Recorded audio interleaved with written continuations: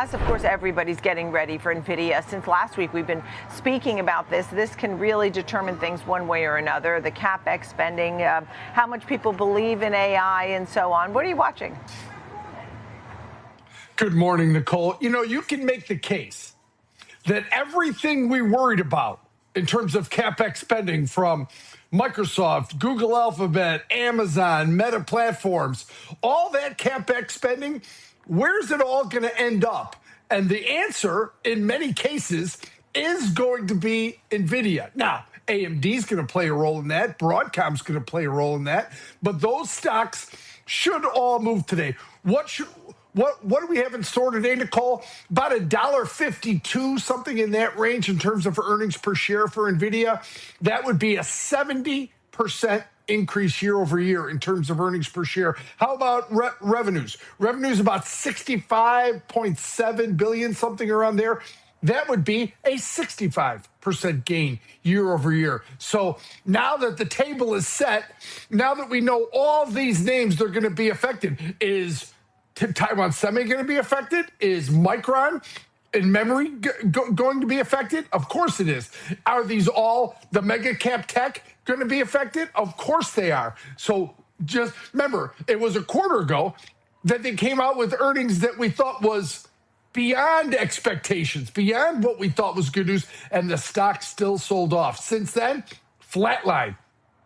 This quarter, new story coming out in about 6 hours, Nicole. It should be. Let's talk about NVIDIA. Talk to us about how critical this is and what's at stake here with its earnings. Yeah, look, I'm going to take a little bit of a different take. NVIDIA, obviously, we're going to be focusing on it, but it has been really a non-event over the last couple of quarters. And in fact, NVIDIA has moved to the downside a week later after their earnings announcement. But what this is going to actually do is take some of this maybe hedge pressure that we've seen in the market overall off the table after we get this earnings announcement. So we may see a move both to the upside or downside. We might actually be a little bit within range of the option expected move, which is what we've pretty much have seen in the last 2 quarters or so. And we'll see how this goes. I think the commentary in the conference call is going to be a very big deal. If we're kind of looking at the numbers right now, you're looking at revenue being reported. The estimate right now is around $65.6 billion. So looking between 68 to 70% growth on a year-over-year basis, pretty much meeting trend of what we've seen in the past. And the adjusted earnings per share estimate right now is sitting at $1.52. Data center sales, looking at that coming in at $60 billion. Obviously, it's going to be driven by the hyperscalers, the build out that we have seen not only from training but also from inference. The guidance is going to be the main factor here, Diane. Now here's the big wild card that people need to kind of keep in mind. We had a trade representative from the U.S. Discuss yesterday that the H200s have not been delivered to China as of yet. That process still rolling out. So we are not expecting the China sales to be reflected in this particular quarter, but they could be reflected in the guidance moving forward for NVIDIA, and that's really what could take it over the top. If you kind of look at the Taiwan export data from December to January, we actually saw a 4.8% increase in electronics. That's actually a pretty massive spike on a month-over-month basis. Now, obviously, all of that is not going to be NVIDIA chips that are being sold. Actually, around 40% of those exports are generally semiconductors. But that rapid increase could also signify the fact that we are seeing maybe inventory moving around here, and that actually could be booked in the next quarter for NVIDIA. So I think the guidance is going to be very critical and key. Let's see if they add China sales to the guidance moving forward. If not, that probably could be the catalyst that maybe pulls us a little bit back. But NVIDIA has been trading within a range 170 to 190 literally for the last 2 months or so. And I think the guidance is going to be the surprise. But if you look at some of the export data from Taiwan, you may have a little bit more of an edge on the guidance figure when it comes to NVIDIA, because that is actually a massive ramp up in exports for electronics, which should translate into additional sales or revenue for NVIDIA over the next quarter and a half or so. KG, how much does it matter, though, that NVIDIA did finish higher yesterday and above 190? I mean, what was interesting to me was initially with that AMD news, it was dinged, right? But then it gained some ground throughout the session and ultimately finished higher. Does that matter yet, or, just kind of levels to watch? Yeah, it's just a level to watch. 190 has been very key. We've seen a rejection of that. We did close above that level yesterday. We're trading at around $194 right now. Maybe there's some buying in anticipation before the earnings announcement that it's going to be good, and maybe that's what the price action's kind of reflected. We've seen these breakouts before, and it's not even Nvidia; it's other companies as well. I really don't trust the trading action the day of the earnings announcement because obviously things can shift here. But like I kind of said, there's always a bullish tilt to Nvidia's earnings rather than a negative one. And I think if you are expecting the China sales to be reflected in the guidance, that's your bullish take. If it's not reflected in the guidance, that probably could keep us within this expected market maker move range and or a breakdown. But if we're talking about the broader market, do we need Nvidia to have stellar earnings in order for us to move higher? Diane, that's not the case. And in fact, if you look at the last 2 quarters, we saw Nvidia dip to the downside, but the equity markets actually continued to make new all-time highs. Nvidia, in their earnings announcements, actually going to roll off hedging activity across the board from the index level to the individual stock level. And that's what we need from a mechanical standpoint to get the S&P 500 higher. So it's not so much do they have to exceed or do they have to move 5% or do they move down 5%. I think it doesn't really matter if you're an index trader. You just want the event to be over so we can unlock a lot of that hedging activity, which usually, actually, as of right now, it's more bearish than bullish. Unlocking some of that hedging activity could clear the way for us to go back to 7. It feels like, I mean, the vibes in the room have changed, to say the least, right, around AI, as we were just talking about. And it feels like the NVIDIA juggernaut, the steam engine, whatever analogy you want to use for it, like it's slowed down a little bit. I think it's mostly vibes, just like people being like, oh, well, we're focusing more on software than anything, in the sense of AI, right? The Anthropics, the OpenAIs, the different platforms that are out there. AMD obviously got a big boost yesterday with the announcement that they had that 6 gigawatt deal with Meta. By the way, last week, NVIDIA signed its own deal with Meta. Yeah, and it didn't get that big of a boost, but that's more because AMD is kind of playing catch up in that space, and so showing that it has the chops with its new rack scale system, Helios, to get a vendor or a customer like Meta. That's a very big deal for them. But let's just go over the numbers real quick for NVIDIA. Analysts are expecting $1.53 earnings per share on revenue of $65.8 billion. Not bad. That would be up from 89 cents a share and $39.3 billion. So, it's not like these are numbers to sneeze at all. The vast majority of that obviously coming from the data center business. That would be $60.2 billion.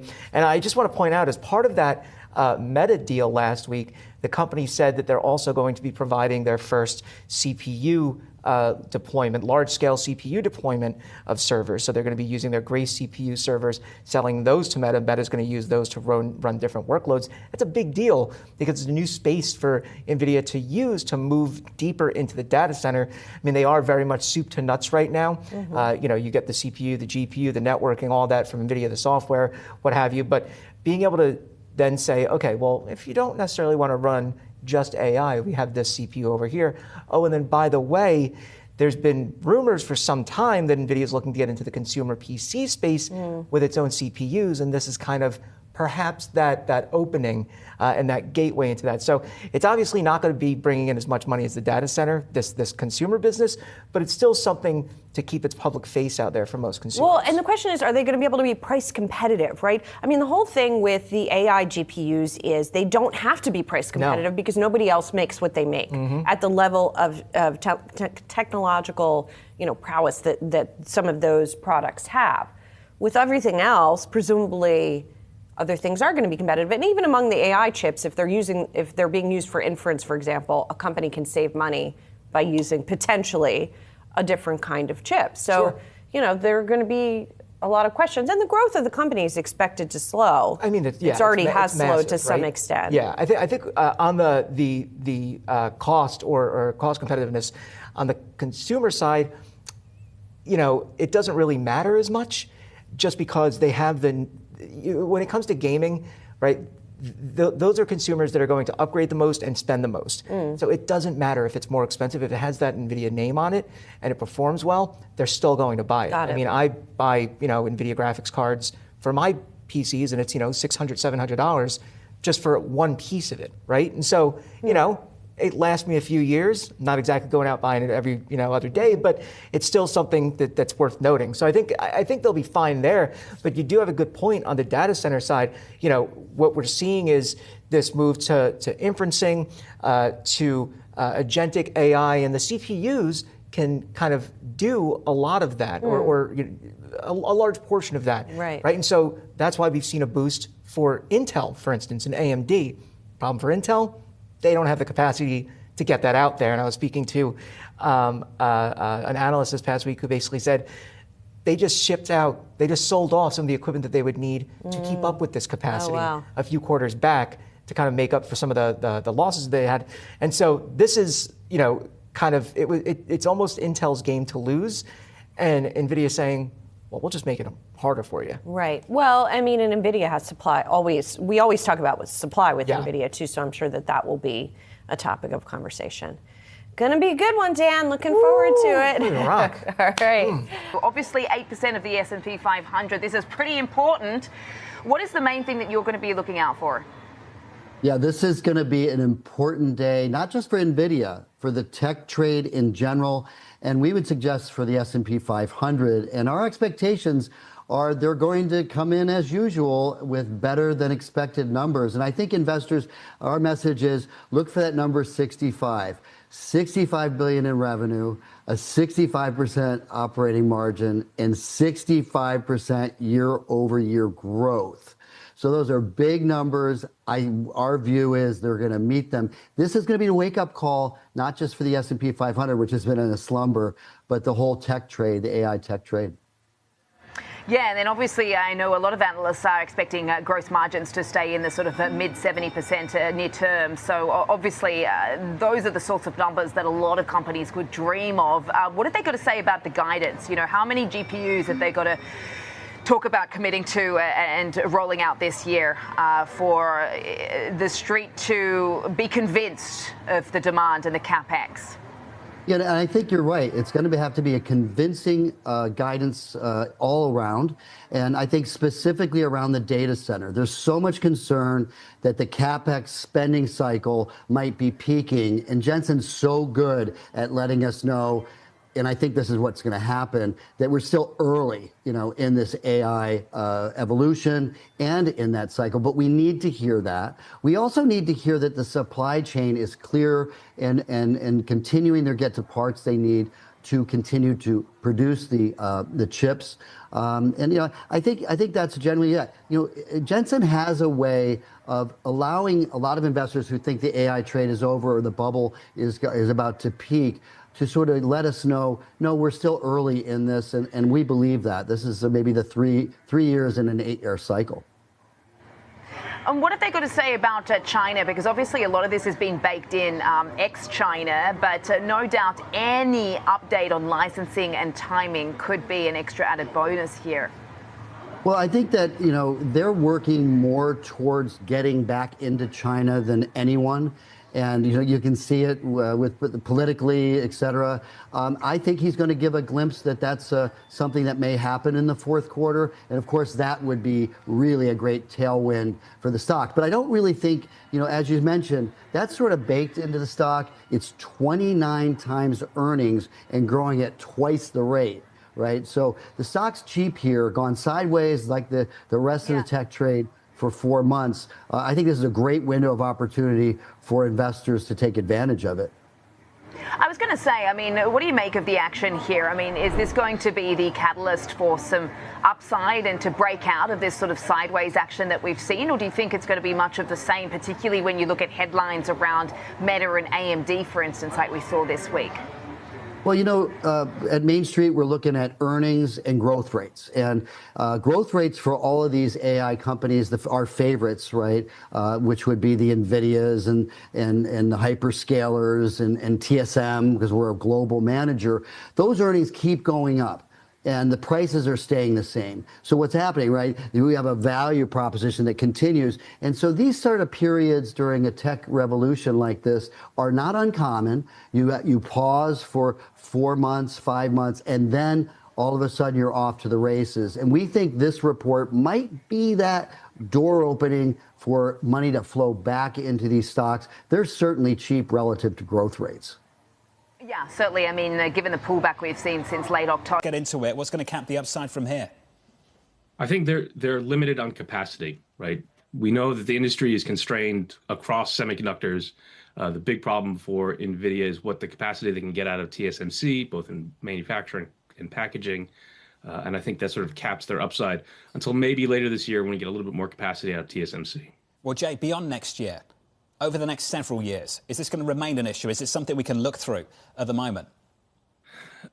I think we're in a somewhat historic peak of capacity constraints right now for across semiconductors, right? Every sort of nook and cranny you look into in the industry, things we haven't thought about in years, like substrates and photoresist chemicals, everything is in shortage right now. And that's going to last. Some of those are going to last through the year. Memory looks like it's going to be constrained through the year, but semiconductors are cyclical, and eventually things will ease. Probably next year, but who knows when that's going to be. Well, Jay, that's the big question, because you are the sole sell. There's 4 holds. There's 78 buys on this name. What are the 78 getting wrong?